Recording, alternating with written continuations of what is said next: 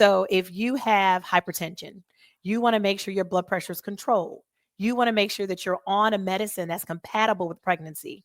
A lot of times people are on blood pressure medicines that they can't stay on in pregnancy. So I'm having to change those. So you want to optimize your blood pressure medicine. Make sure you're on something you're supposed to be on. If you have diabetes or if you have insulin resistance or borderline or whichever, you again want to optimize that glucose before you even get pregnant. Those are some of the things that we can do, healthy lifestyle, taking those prenatal vitamins ahead of time, anything that you can do to maximize your health prior to getting pregnant. Now, the other things that you can't control, because pregnancy is not a situation where it just turns out great for everybody.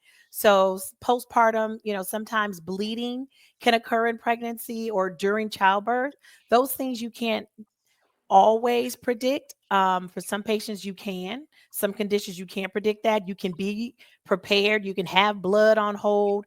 You can make sure that the patient, gets their blood count tanked up before they deliver. So sometimes you can predict that, and there's certain things we can do. But overall, a lot of times you cannot predict that. So it requires a physician to notice that immediately, to respond to that immediately, so that the patient doesn't have a adverse outcome.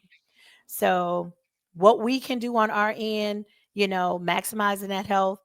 What else your doctor can do is paying attention to when things start to turn bad, paying attention to when we start to see blood pressure issues creep up at the end of pregnancy, paying attention to your weight gain in pregnancy, paying attention to making sure you're on a low dose baby aspirin. Like there's medications and things that we give patients to help them prevent some of these things. So those are that, hopefully, Coach Kevin, that answers some of your questions. Absolutely did. So